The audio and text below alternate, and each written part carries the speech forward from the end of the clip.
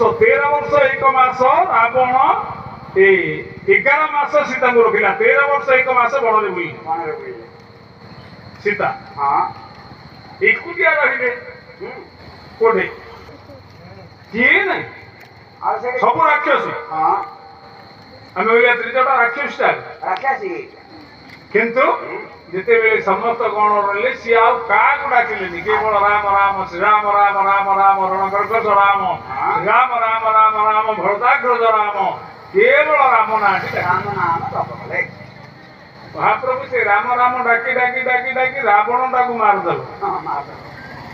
ଆପଣ ମାରିପାରିନଛନ୍ତି ଶକ୍ତି ସୀତା ହଉଛନ୍ତି ଶକ୍ତି ତାଙ୍କ ଶକ୍ତି ବଳରେ ଆପଣ ମାରିଲେ ରାଜ୍ୟକୁ ଆସିଲ ରଜା ହବ ପୁନର୍ବାର ଗୋଟେ ଗର୍ଭିଣୀ ସ୍ତ୍ରୀ ଏ 7 ମାସ ଗର୍ଭରେ ଗୋଟେ ଝିଅ ଚାଲିବା ପାଇଁ ମନା ସେଥିପାଇଁ ବାପା ଘରକୁ ଝିଅ ମାନେ ଆସନ୍ତି ଯେ ଝିଅ ସୁଖ ରହିବ ଗୋଟେ 7 ମାସର ଗର୍ଭିଣୀ ସ୍ତ୍ରୀ କି ମହାପ୍ରଭୁ ବଣକୁ ପଠେଇଲ କେମିତି ଗୋଟେ ଗର୍ଭିଣୀ ସ୍ତ୍ରୀ ନାରୀ ନିର୍ଯାତନା ହେଲା ମହାପ୍ରଭୁ ଏମିତି କଲ କେମିତି ଯଦି ଦୟାଳ ବାରିଧି ଯଦି କରୁଣାର ସାଗର ମହାପ୍ରଭୁ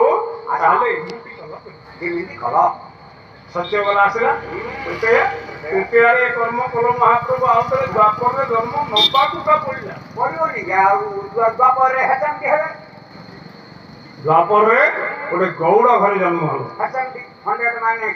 କାହିଁକି ସମସ୍ତେ କହିଲେ ଦେବକୀଙ୍କ ଗର୍ଭରୁ ଜନ୍ମ ହଲ ସତ କିନ୍ତୁ ଦେବକୀ ନନ୍ଦନ ହେଇପାରିଲନି କେତେବେଳେ ହଲ ନା ଯଶୋଦାଙ୍କର କ୍ଷୀର ଖାଇବା ପରେ ପ୍ରଥମ କ୍ଷୀର ଦେବକୀର ଖାଇନ ମହାପ୍ରଭୁ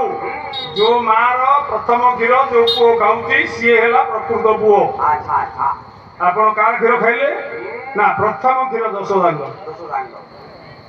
ହେଲେ ମହାପ୍ରଭୁ